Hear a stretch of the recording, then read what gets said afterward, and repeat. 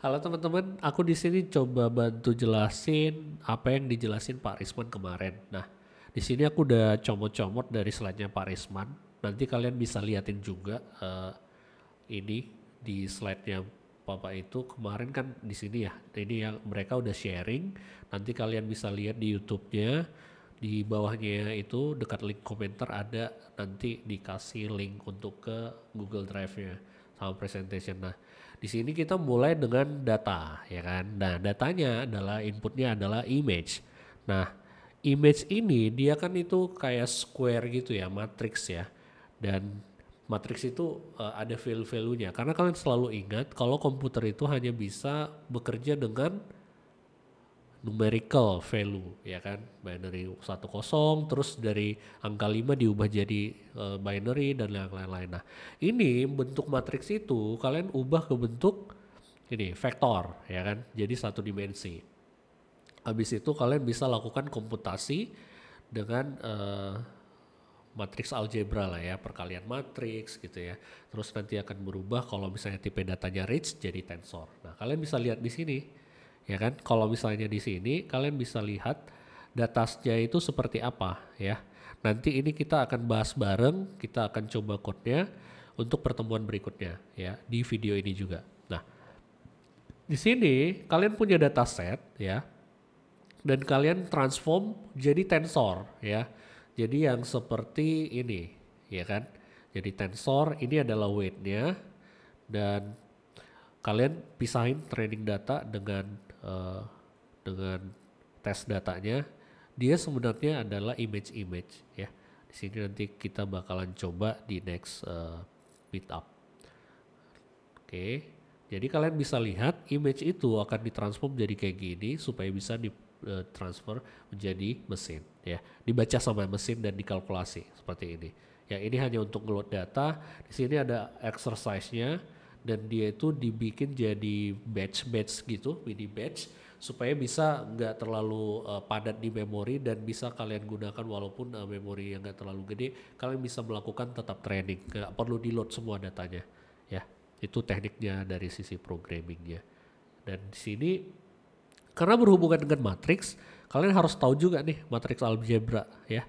Jadi linear algebra itu kan ya tentang matriks, tensor, yang paling kompleks itu kan tensor. Misalnya kalian punya data audio, punya data image atau speech dan lain-lain, itu datanya rich banget dan gak bisa direpresentasikan dengan scalar. Jadi kalau scalar itu kan satu bilangan nih ya kan, tapi kalian bisa pakai tensor yang satu dimensi gitu ya. Nah ini ada vektor, dia satu dimensi kayak gini ya kan, kalian bisa lihat ini kayak array ya, array. Dan kalau misalnya dinotasikan matematik dia seperti ini ya kan. Dan ini adalah tensor yang indeksnya ketiga ya. Dia ngambil tensor 3 ya. Nah, ada length ya, panjang vektor, dimensinya berapa dan shape-nya seperti apa. Itu kalian akan melihat vektor atau matriks tensor ya, kalian bisa bolak-balik tuh karena ada operasi-operasinya gitu. Misalnya kalian bisa melakukan apa arithmetic terhadap tensor. Kalau matriks kan kalian bisa lakukan penjumlahan, perkalian gitu. Terus dimensinya harus sama, ada rules-rulesnya. Nah ini kalian bisa lihat di sini ada vektor produk. Nah karena kalian lihat ya, itu tensor, itu kompleks matriks dan tensor itu gampang dieksekusi di GPU ya, karena dia akan melakukan nggak pakai loop gitu. Kalau misalnya kita kan looping ini kalikan dengan yang baris kalikan dengan row dan seterusnya gitu. Kalau ini dia langsung kayak paralel gitu, dieksekusi tensornya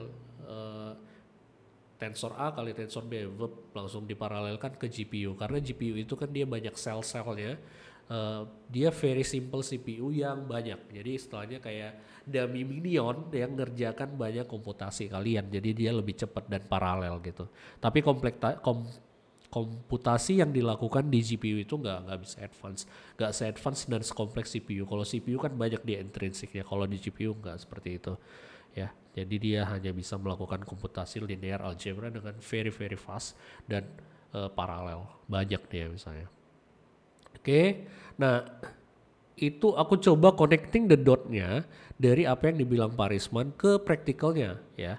Jadi kalian nanti bisa lihat ini, aku udah bikin-bikin link-linknya dan kita coba bahas mengenai perceptron ya. Kalau perceptron ini dia kan satu node gitu ya. Namanya juga perceptron itu satu neuron ya. Jadi ini ada sampelnya ya kan, ada activation function dan kita coba lihat demonya. Oke. Nah, kalau misalnya kalian lihat demo seperti ini, misalnya kalian apply dan di run gitu ya. Dia akan cari nanti pemisahnya, line pemisahnya. Karena ini perceptron dia hanya simple banget. Nah, setelah kalian lihat ini aplikasi ini sebenarnya ada code-nya, ya kan? Nah, itu kalian bisa lihat di sini, perceptron demonya. Oke. Dan coba ya, kalau misalnya kalian lihat kan ini code-nya ya. Nah, kalau kalian pakai GitHub, ini kalian bisa tekan titik ya, titik di keyboard kalian, nanti dia akan buka ke Visual Studio Code online ya di browser. Jadi lebih enak kalian untuk browsing code-nya ya. Nah, code-nya ini seperti apa? Kalau Perceptron, kalian bisa lihat nih code-nya gimana. Ya kan? Jadi memang belajar itu memang sumbernya nggak satu, tapi satu sumber kalian bisa cari kemana-mana gitu. Jadi walaupun nanti kayak berantakan di kepala kalian, nanti lama-lama kalian bakalan lihat connecting the dot-nya seperti ini gitu. Dan yang enak ya kalian bisa tanya sama Pak Risman dan aku gitu, karena kita sama-sama belajar. Nah ini dia demonya ya kan, dan kalian ini bisa matikan. Biasanya code-nya itu ada di sini ya, kalian harus cari-cari sih. Ya kan. Nah, ini dia Perceptron ya.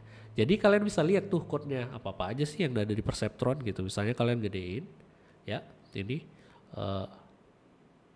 dia melakukan klasifikasi dan dia mencari berapa yang benar dari klasifikasinya, berapa yang salah. Nanti dia akan adjust gitu ya. Ini adalah simple Perceptron-nya. Simple kan ya. Dia hanya melakukan looping dari poin-poinnya itu, baru dia nanti akan melakukan klasifikasinya nih. Kalau misalnya dia wrong, dia nanti dikasih weight-nya berapa gitu kan.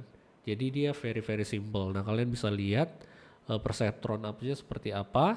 Nah di sini kalian bisa lihat di bagian yang step-nya, ya kan. Karena ini yang akan di loop gitu ya. Kalau misalnya kalian lihat ini kan ada step nih, dia kan jalanin salah satu tuh. Tapi kalau run dia bakalan di loop ya. Apply param, di run. Nah, dia bakalan di loop stepnya ini. Nah, kalau misalnya kalian lihat dia dipanggil di mana di sini, ya kan? Dia di set interval, akhirnya dia akan dijalani berulang-ulang selama dia masih belum converge atau sesuai dengan interval dan step function yang stepnya. Ini kalian bisa lihat, bisa kalian tekan command atau control, dan di sini kalian bisa lihat ini dia, ya kan? Berapa yang classify, update statistiknya gitu kan, berapa yang precision dia akan tampilkan, baru nanti diulang terus sampai nanti weight-nya itu dapat ya. Karena kita kan sebenarnya kalau misalnya kalian lihat di sini, kita cari weight-nya ini sebenarnya. Itu yang namanya training ya. Kalian mencari weight-nya. Kalau udah dapat weight-nya itu yang jadi kalian pakai jadi modelnya untuk dilakukan prediction. Tapi yang kalian store sebenarnya weight-nya. Gitu, karena algoritmnya kan tetap tuh ya kan. Kalau biasanya kan di konvensional kan kita ganti code-nya. Kalau ini kita ganti model atau weight-nya aja.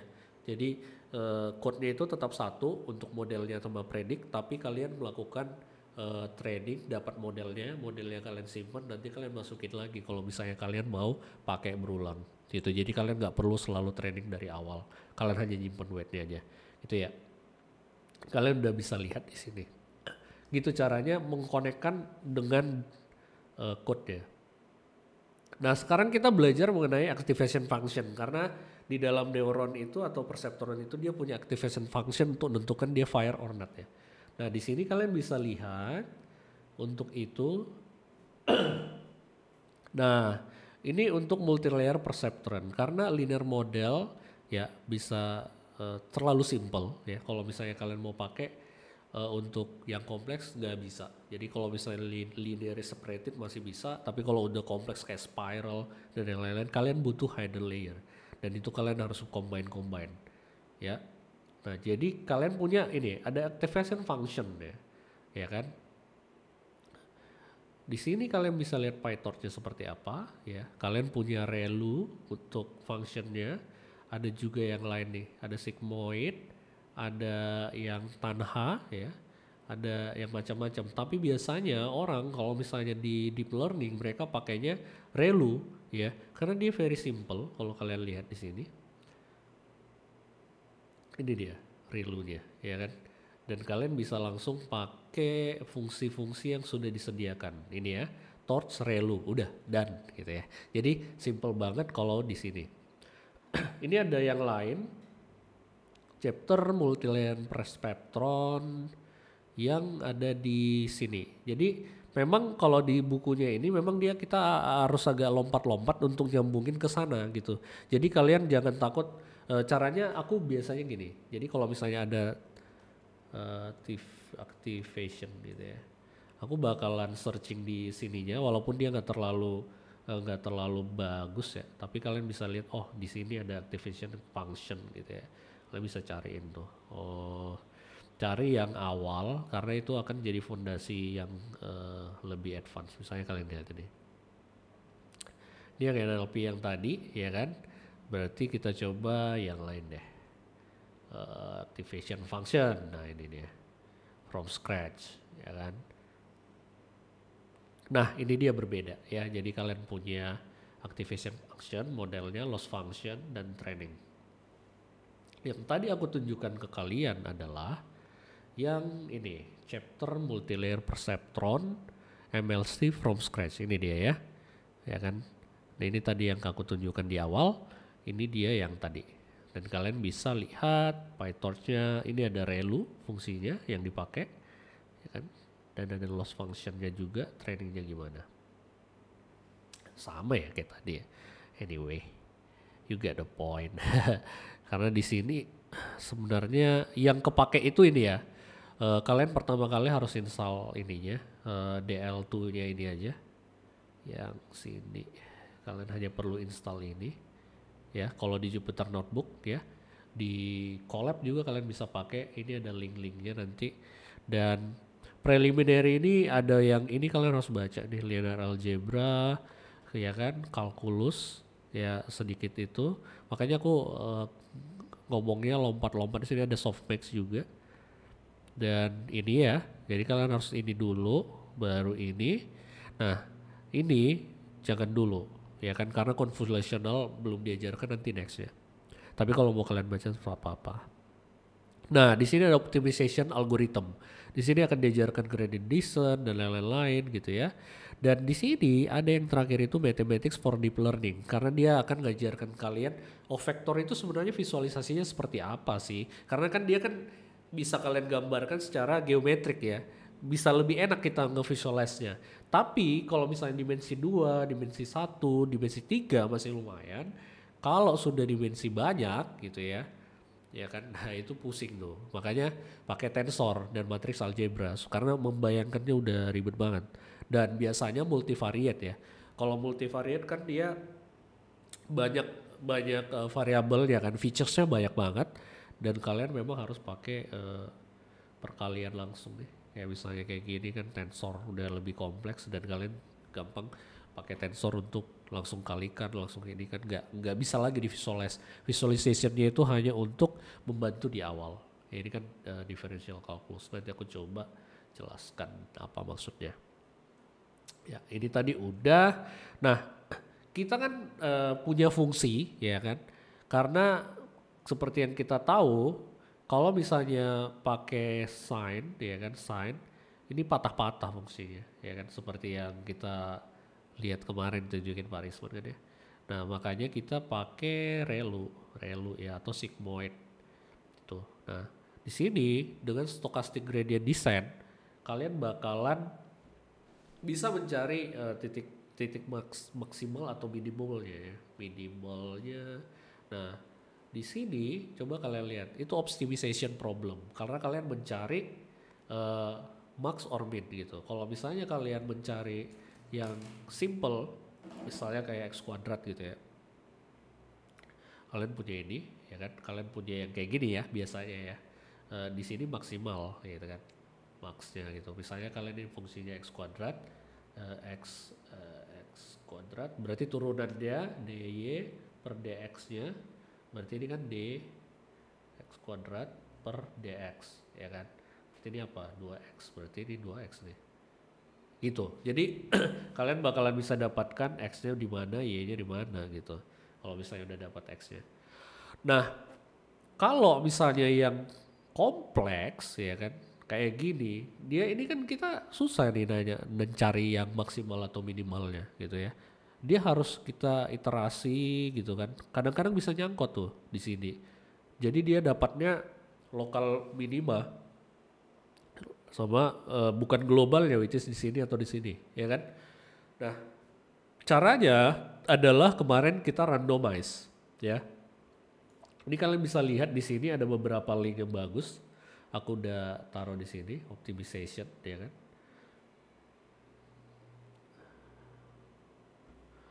Nah, optimization ini adalah goalnya untuk mencari max or min ya. Dia di sini bisa pakai fungsi seperti ini. Jadi kalian bisa lihat nih, di mana dia bisa converge di sini ya. Ada lokal minima ini, dia dapat lokal minimanya, tapi kalian harus dapatin apa?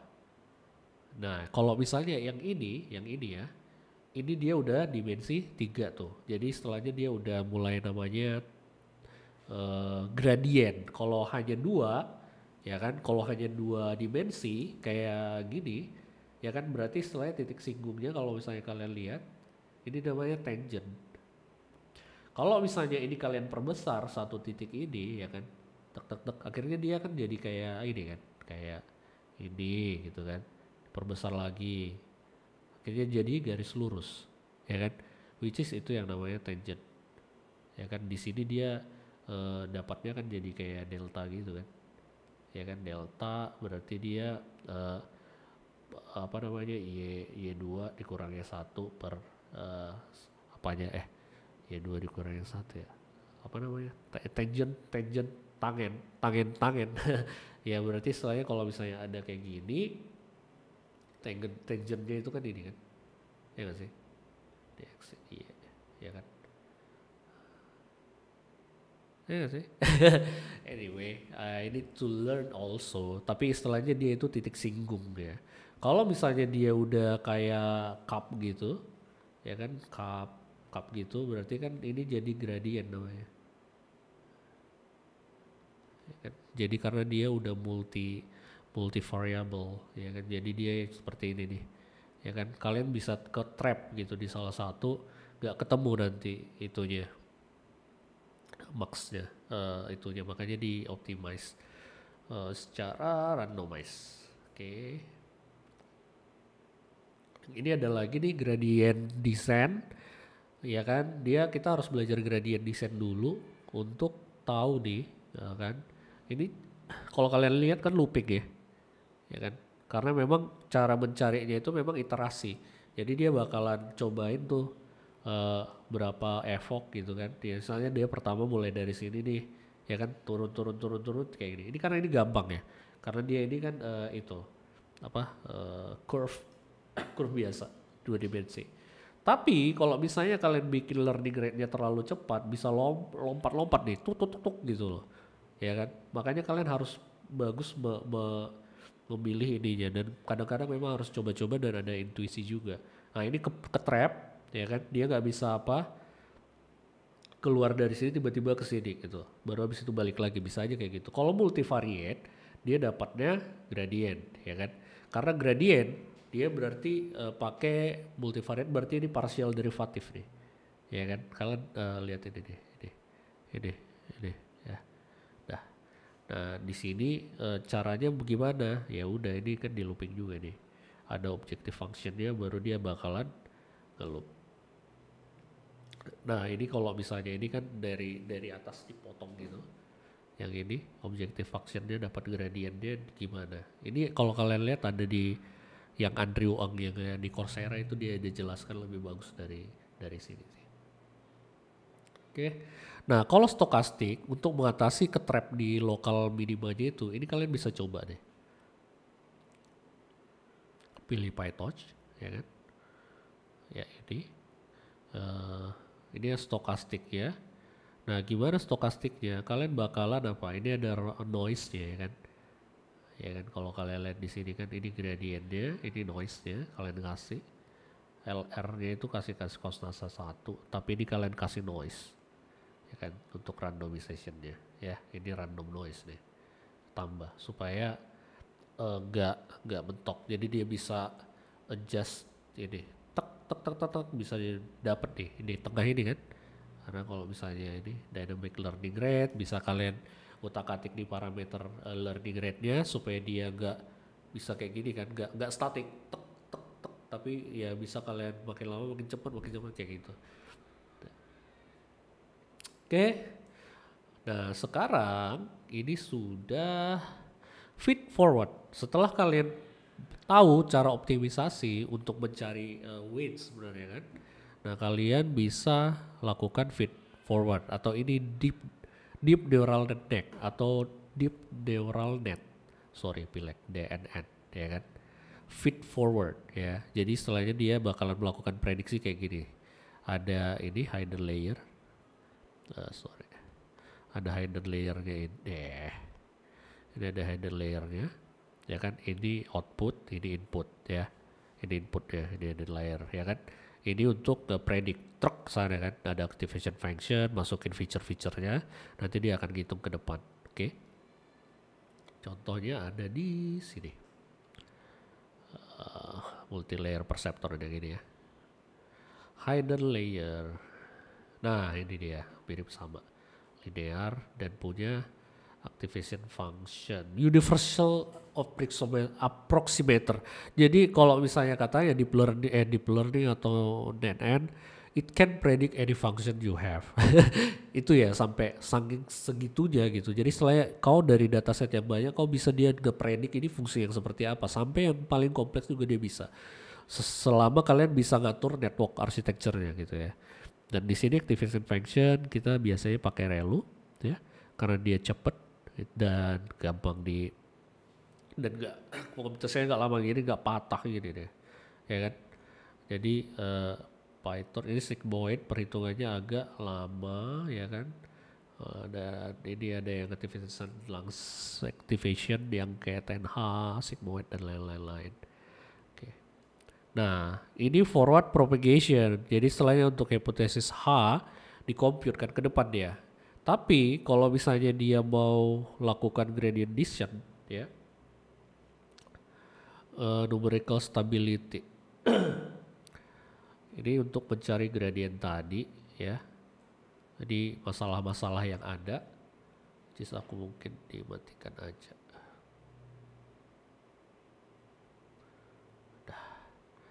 Ini, nah ini forward dan di sini kalian bisa lihat apa hubungan forward dengan backward? Karena forward itu dia nge-predict ya. Tapi kalau untuk training dia butuh dua, forward dulu dapat hasilnya baru dibalikin ke belakang. Itu cara computationnya, ini kan. Reverse calculation of storage intermediate variable input layer to output ya. Jadi dari sini ke depan gitu ya kan untuk forward ya. Jadi kalau misalnya kalian baca nih X dikali dengan W1 ya kan, hasilnya ini kan X dikali W1 hasilnya Z ya kan. Z baru dilakukan ini di ini apa ini activation atau differentiation dapat H ya kan. Ini jadi ini sebenarnya notasi matematik yang mana X ya. Terjemahan dari notasi matematik ke dalam bentuk graf yang akan dilakukan komputasi di GPU. Jadi modelnya itu kalian harus bikin dulu kayak rulesnya. Tapi ini sebenarnya kalau di code ini gak ribet. Misalnya kalian lihat di sini ya, multi-layer implementation, multi-layer perceptron. Kalau kalian lihat di sini. Nah, ini kan fungsi-fungsi yang kalian bisa coba buatin ya. Wait. Nah ini sequential kalian tambahkan layernya satu untuk input layer 256 ya, berarti dia ada 256 dot, baru dance layer activation-nya relu, baru ini. Ini kan kalian kan jadi kayak deklarasi doang kan ya, nggak kalian bikin looping apa segala macam. Dan habis itu kalian tinggal define nih, ya. Tapi nanti ini di belakangnya akan di translate jadi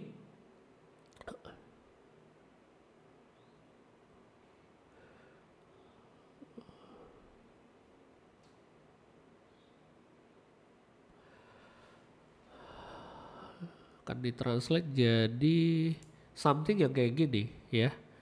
Dan inilah akan di-compile, di-translate ke GPU kalian. Jadi dari level yang high, kalian definisikan computationalnya, oh ada beberapa layer, ada di tengah, ada apa. Itu nanti akan di-compile jadi kayak graph kayak gini, ya. Di-compile jadi graph yang kayak gini, dan akhirnya dia di-compile ke GPU. Mungkin pakai OpenCL atau yang lain lah ya, untuk ngomong ke kuda ya, kuda kalian itu baru nanti dia akan masuk ke layer dan ditransfer ke GPU kalian ya. Gitu dia bentuknya. Jadi deklaratif ya kan. Oh berapa node disambung. Itu nanti diubah jadi matriks algebra turun ke bawah gitu. Ya. Jadi calculationnya sampelnya nggak ada karena dia ada di sini, predicting house prices di Kaggle. Jadi kalian tinggal coba liatin di sini deh. Ya, ini gak sih, ini kayaknya yang simple. Kalian bisa lihat di PyTorch sih. PyTorch. Ini ada tutorial. Kalau kalian mau coba, ini basic. Ini aku udah bikinin tutorialnya yang bisa kalian ikutin. Quick start. Nah di sini dia ada ngeload, terus setelahnya ngeload data. Nah ini bikin neural networknya kan. Tapi ini dia sequential. Ya ini DNN, ya masih DNN. Baru dia nanti bisa dioptimize dan dapat hasilnya. Oke. Dan ini gak apa ya. Atau kalau misalnya kalian mau lebih simple lagi pakai PyTorch Lightning ya.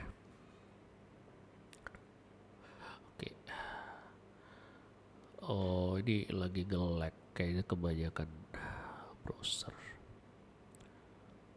Ntar ya.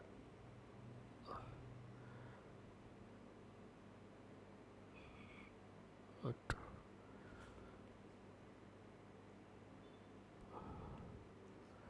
Sorry.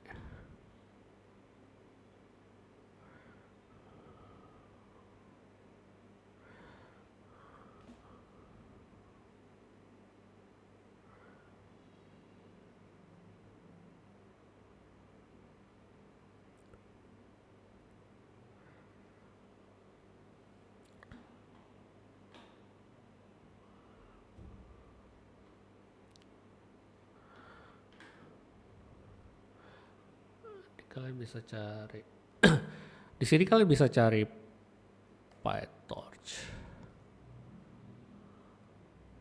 Lightning ya.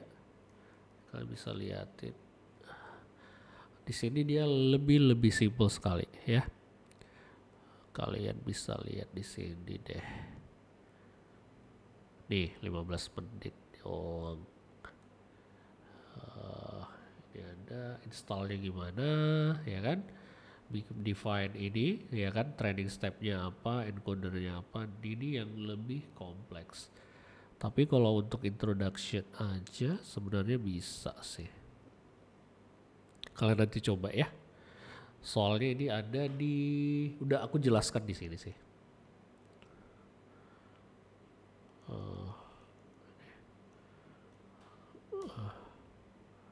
Ya.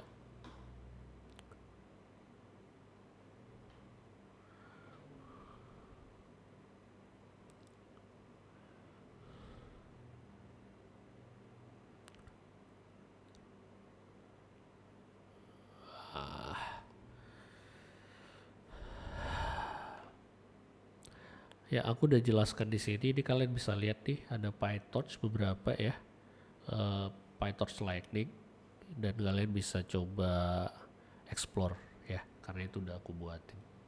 Nah sekarang balik ke sini lagi ya. Oke, sekarang gimana caranya nge-compute gradiennya ya? Biasanya kan seperti yang aku udah jelaskan pakai kalkulus, ya kan? Nah di sini dia kalau single variable gimana, ya kan? Kalkulus kan yang kita pakai derivation karena turunan pertama dari fungsi itu kan bisa kalian buat untuk dapatin titik minima atau minima atau maksima ya. Nah ini dia fungsinya. Kalian bisa nih kalau kalian zoom gitu ya, misalnya nih segmennya aja yang tiny segment katanya gitu ya, kalian akan mendapatkan itu garis lurus ya, dan itu bisa kalian differentiate ini ya. Kalau misalnya fungsinya kalian udah tahu ya kan, maka kalian bisa pakai kalkulus ya.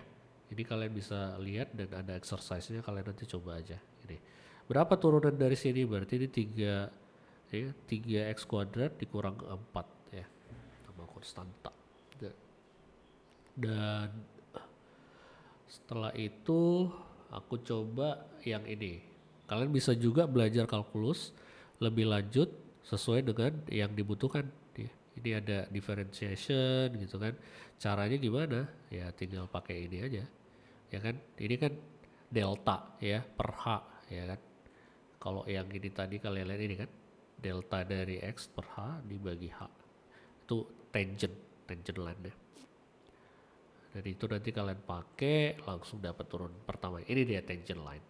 Kalau partial derivatif berarti itu multivariate, dia dapatnya apa? Gradient ya, gradient dia yang dapat. Itu sekilas mengenai kalkulus. Nah, kalau multivariate kalkulus ini ada nih.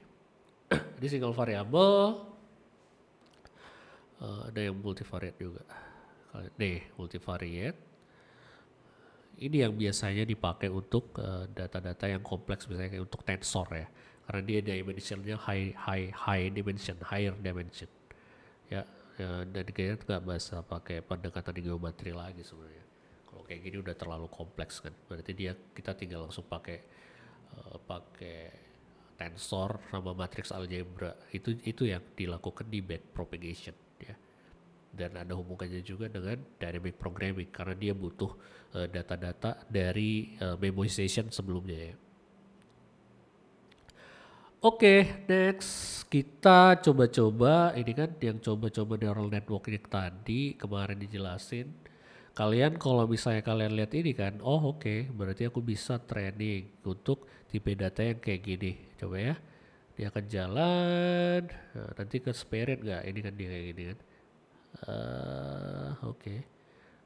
Nah ini udah ini kelar ya, keren. Hanya beberapa epoknya doang kan. Nah kalau kalian mau tahu di belakangnya itu ngapain ya, kalian bisa lihat code-nya. Ini kan ada gambar kucing di GitHub nih. Ya. Pojok. Sorry. Di pojok.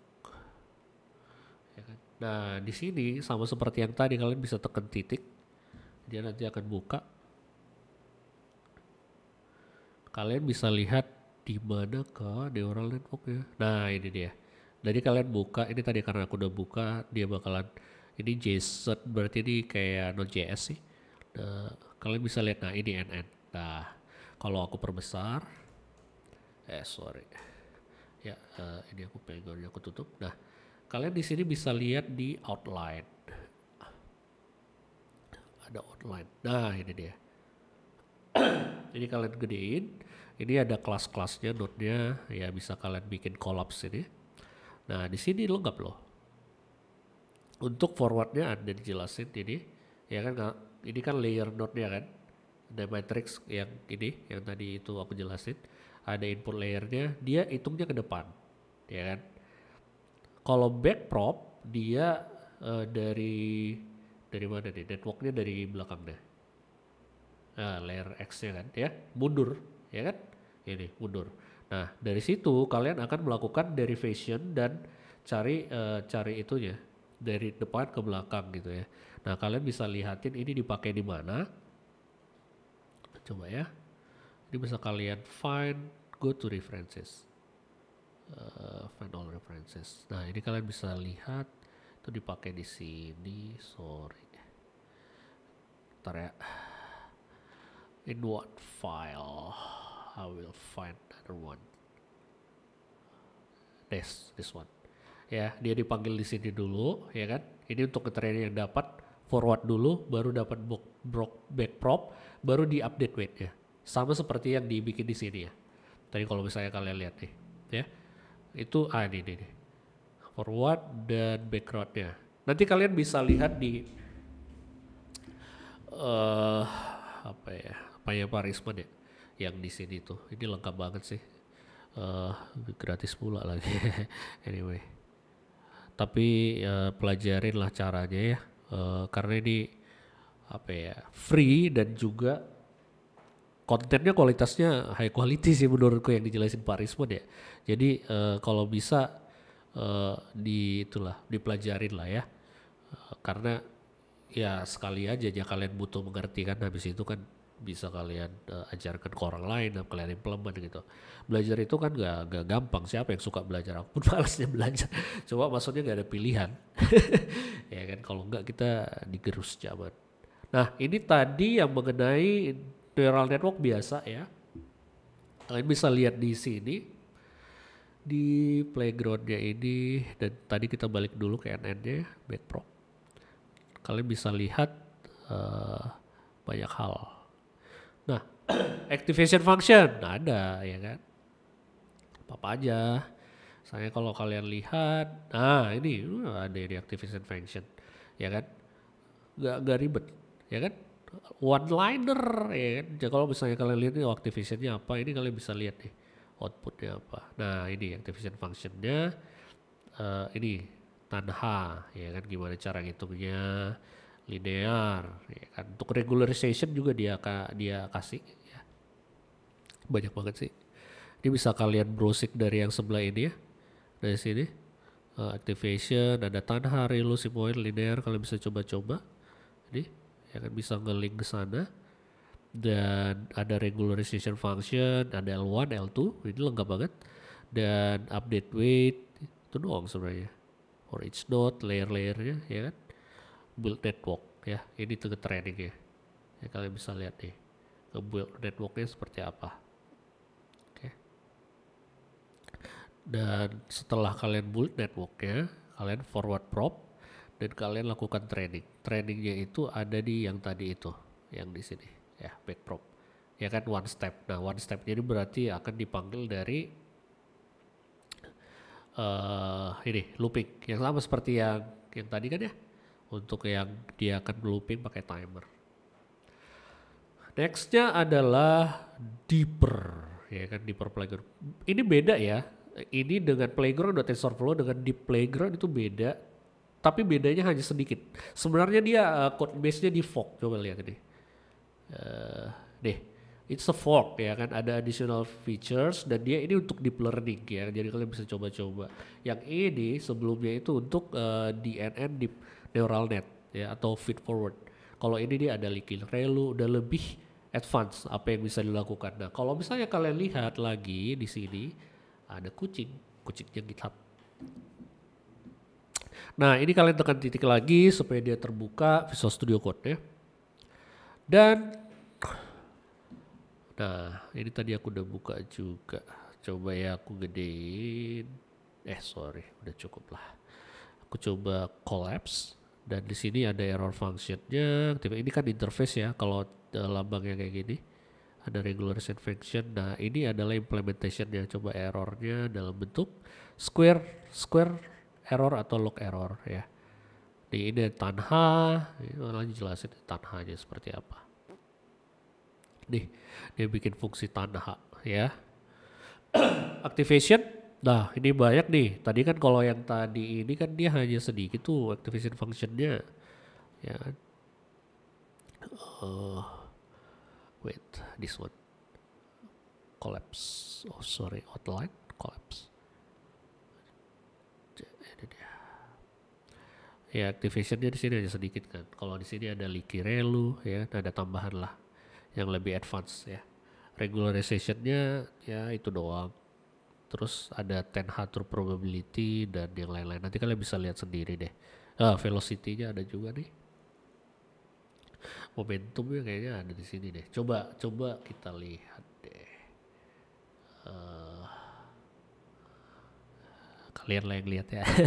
Ini kita untuk connecting the dot-nya, baru nextnya kita bakalan coba untuk coding, ya kan. Ya kira-kira segitu dulu. Kalau misalnya teman-teman ada yang mau ditanyain, silakan tanyain aja. Boleh di GitHub atau di mana, terserah. Atau di komennya di YouTube itu juga bisa. Atau ya colekin aja di Machine Learning ID. Ya capek juga ngajarin. Tapi intinya semangat. Kita masih pertemuan kedua. Pertemuan berikutnya kalau nggak salah convolutional neural network, dan see you next. Kita akan coding bareng. Bye.